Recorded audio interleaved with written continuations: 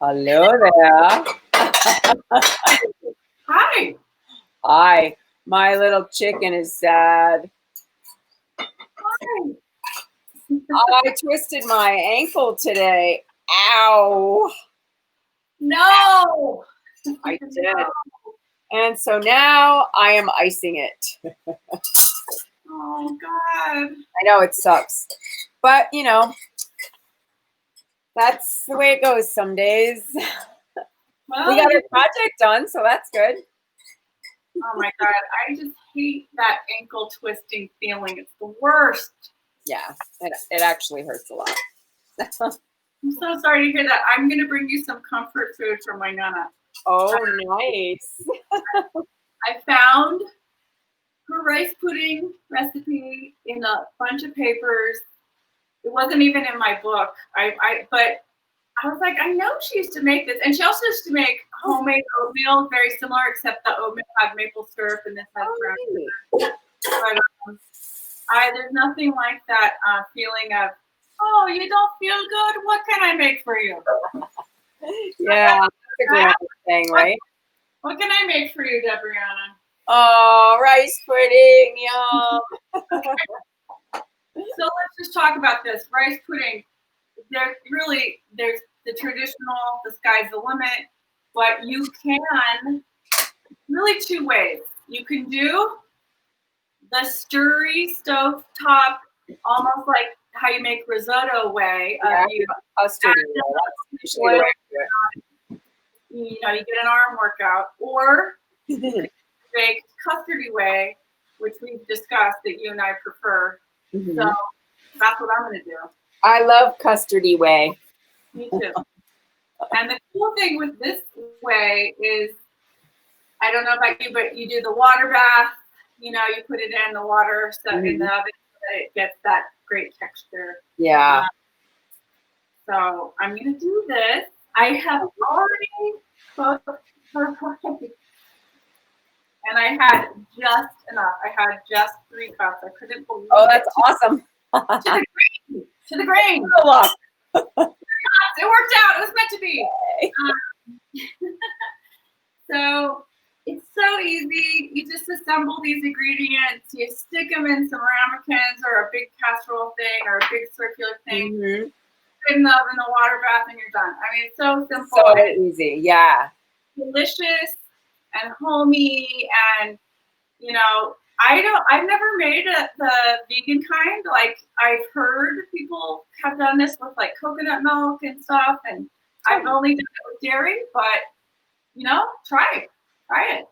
Do you know if that would work, or I don't know? Well, this has eggs though, so that's not vegan, right? That's true. I guess if it was not, oh God, eggs or dairy. Oops, that's right. Okay. Well, yeah, I think I'm not up on vegan stuff, but I don't think they eat eggs. You're right. It's come from a chicken. But there's something you can do with flaxseed or something, right? As a replacement.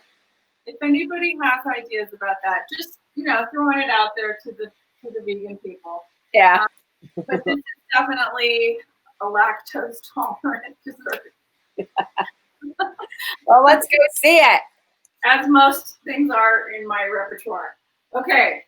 So the first thing that you do is you preheat the oven to 350. I've already done it. Okay.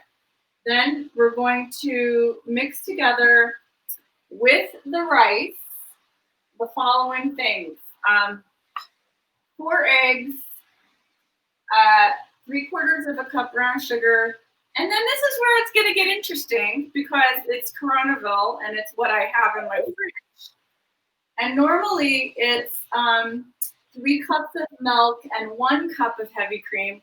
I had this heavy cream in my freezer, and then I have half and half and a little bit of milk. So, well, was the heavy cream in the freezer because of me?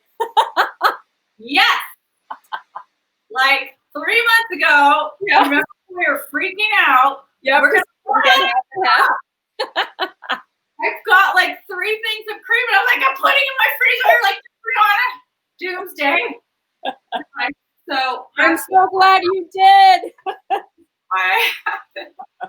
This is why why we could make this today. So Yeah. I'm gonna go a little creamier. I'm actually just gonna go for half and half and cream. It's gonna be really creamy. So I like it that way. So I'm just Well, gonna. I love it creamy. Are you using white rice or brown rice? This is brown rice, and this is tell you exactly. We're going to talk about rice while I assemble this. This is Lundberg whole grain. Oh yeah. California brown, actually jasmine rice, and it's very thick grain. This is an incredible family farm. They've been around since 1937. If you ever bought organic rice, I met these people before. You did? Yeah. What? Why? How? Because my mom's family, the Cabbages, had at one time the largest family farm in the United States, organic family farm, in the late 70s and 80s. Wow. And so we got to meet people like that and go to shows. In the same circle. Yeah. She had a raisin company, and just, we would meet people like that, and it would just, the family farm, sadly, mine is no longer. So many family farms, the plight of them is really sad, because it's just so hard to make it, They were successful for many years, huge, just proponents of the organic movement and help with the Organic Foods Act, and so proud of them for that, and really taught people now, which is commonplace, about pesticides in food, and they really fought for it. So I'm super proud of them for that. So anyways, brown rice. I like with brown rice. I like the flavor of it too. More than white. I used to go to a restaurant in New York called Vegetarian's Paradise all the time, and they had phenomenal brown rice pudding. So creamy. It was so delicious. It was really one of my favorite things. Me too. And I hope you like this one, because I'm going to bring you some. Oh, yay. I'm excited. Yeah, I mean, it's just, I like it thick and chunky and creamy and all the good stuff. And thanks to you, I have this leftover vanilla paste. Yay. From the popsicles. Yay. So I'm going to use that and chop it up and put that in there. So that's going to have a whole little vanilla bean deal going on. It's going to be great.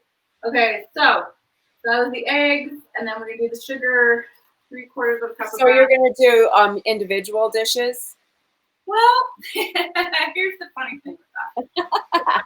Want the right dish. Like, I don't own one of these, but like, if you could times it times 10 size. Right. Like, beautiful souffle. I have the mini souffle ramekin. I don't have the big one. I used to have it. Let's not get into that story. Okay, we won't touch that. I have 3 of these.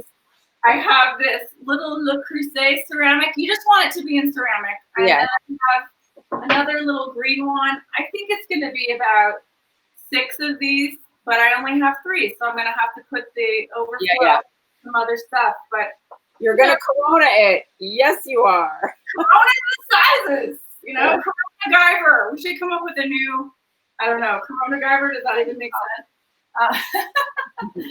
But so that's what I'm doing. I'm getting out my 1/4 cup because I'm measuring the sugar. Oh my God, she's measuring, people. You see how people can change and learn? It's so great. They can evolve and adapt. Excellent, I say. Excellent. Anything's possible. Those 3/4. And that's brown sugar? Is that what you said? I'm doing brown sugar. Yeah. Okay. Instead of white sugar. Everything's brown with me. More so than brown rice pudding. Yeah. So then we got the sugar, we got the egg. I'm gonna put in the milk and cream right now. Although I'm only doing half and half. So all right, I'm shaking this up. It's totally defrosted. Sure. That's to shake it before I freeze it, and so I did. Yep. Okay, so it's 3 cups. I'm probably gonna do 2 cups of this and a cup of half and half. So that's going to be really thick. So it's 3 cups total? 3 cups total. Okay. Oh my God, I'm going to get out my liquid measuring cup. What? You see how it works, people? Elle has frozen over. Elle has frozen over. Okay, so here's one. What would happen if I did 3 of these? It'd be really creamy. Because then I'd have my half and half for my coffee. Yeah, why don't you just do that? Just do it? Okay, I'm going for it, Nana. So what does your grandmother's recipe say?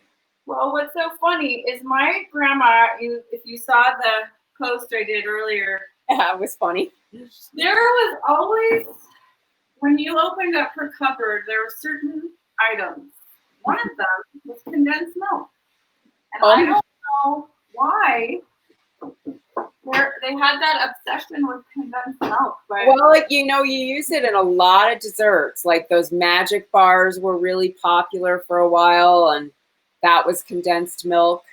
And I think it was in a lot of desserts. And I think also people from the Depression always seem to have that in their cupboards. And I'm not exactly sure why.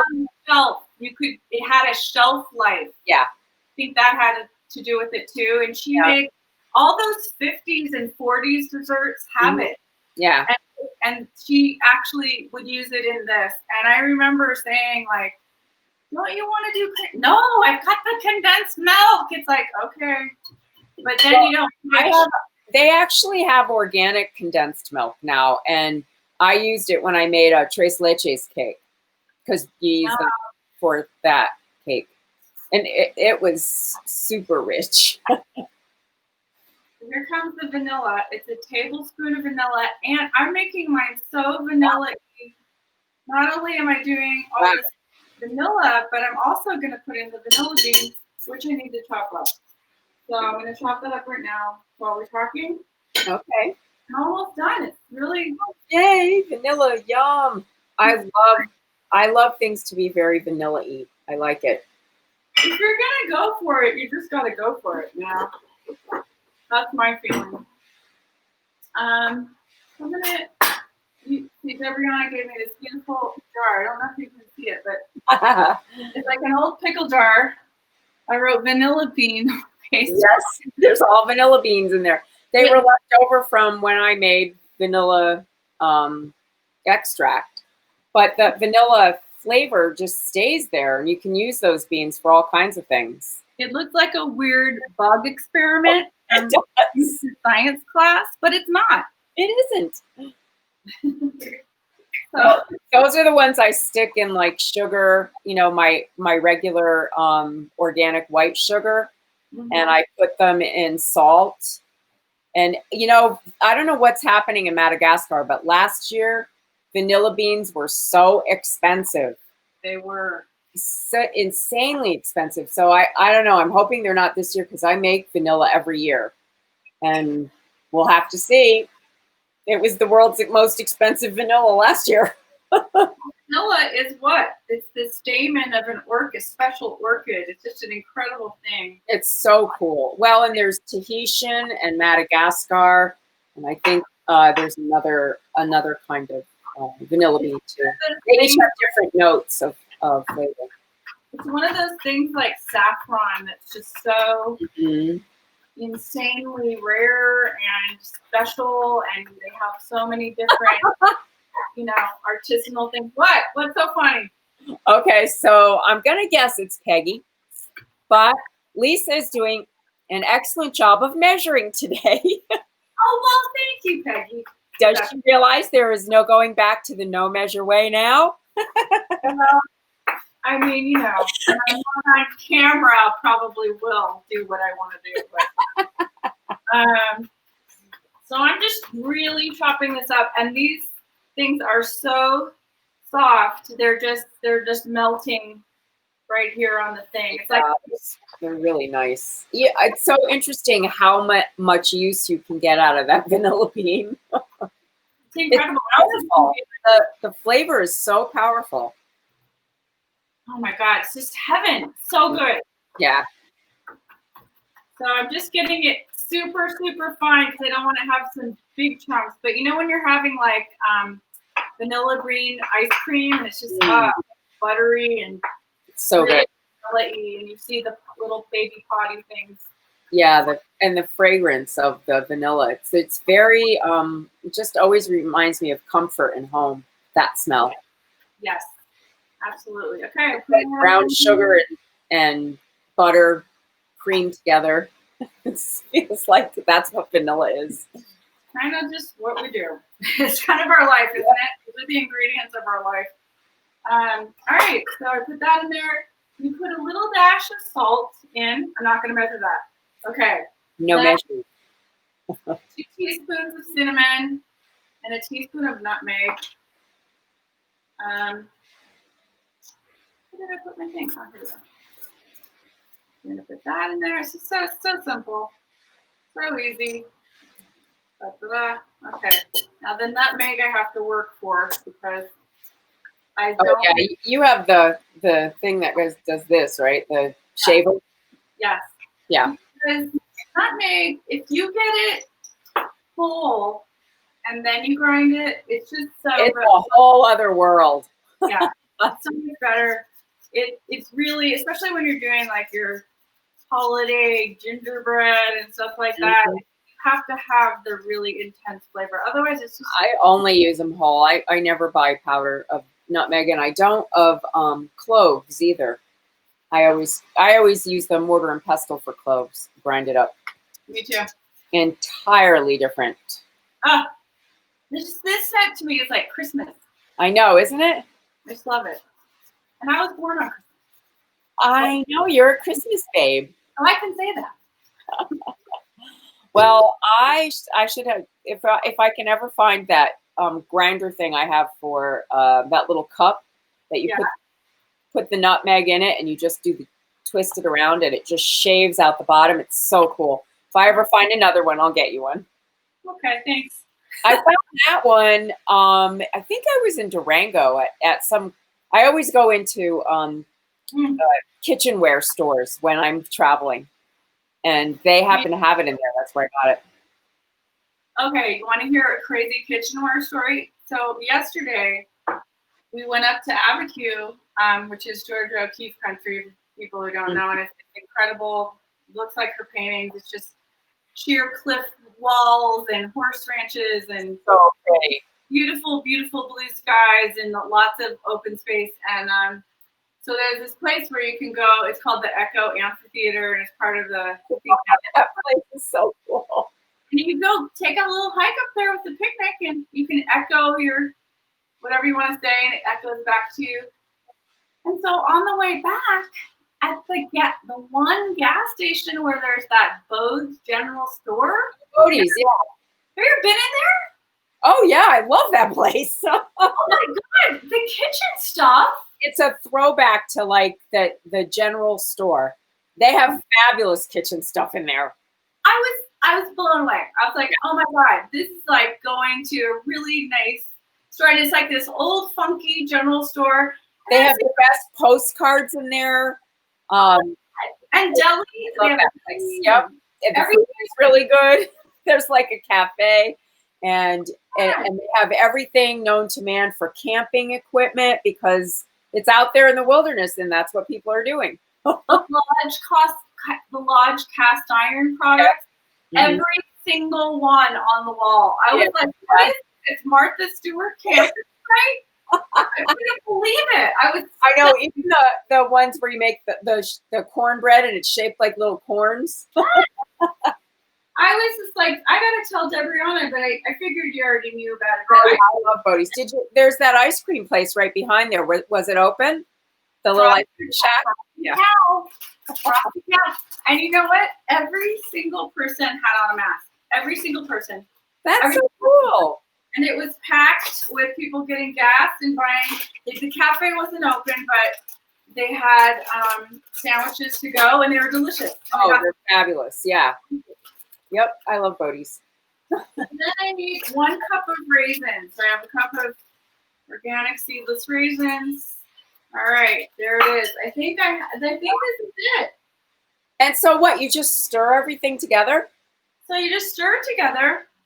Then I'm going to pour it and portion it into these things, but I'm going to butter them first. Okay, I was just going to ask if you had to grease them. Butter them. Mm-hmm. And then I'm going to put everything into and I'll take a picture of this, a water bath to get the pretty thing.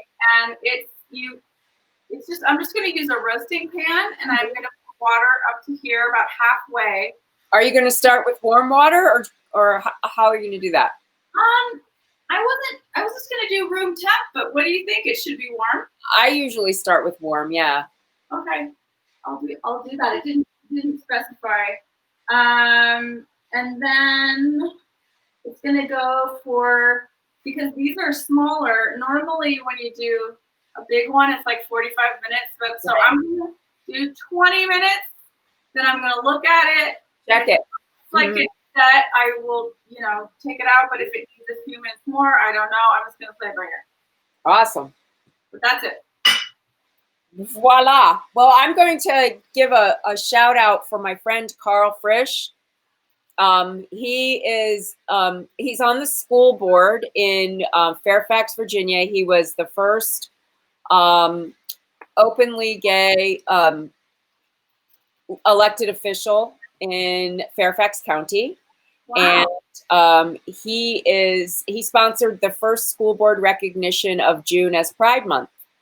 And he is having his fundraiser right now. I think he has till midnight tomorrow night for his fundraising. So I'm going to say this. I believe it's carlfrisch.com. If anybody wants to go, give him $5. He is such a good guy. We need people like him running for school board.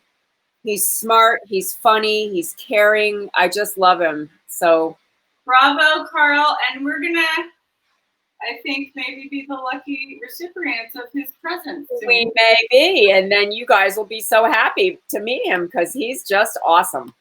Yay. Thank you, Carl, for what you're doing. Now, someone's asking, how can you tell when it is totally done? Okay. So it's kind of like, you don't want it to be liquidy, obviously. Mm-hmm. You want it to have set, meaning, it's going to, what's the word?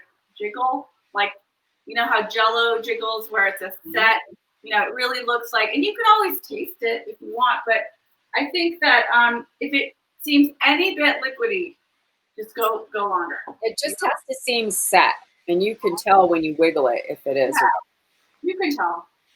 Mm-hmm. You can. Whoever it is who asked that, you can tell. You'll see.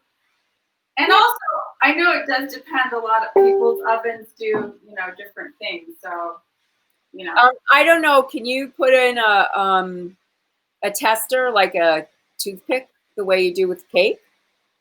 I don't think it's the same. Okay. I think you really have to shake it. Mm-hmm. Shake the little. And make it. It has to look set. Yes.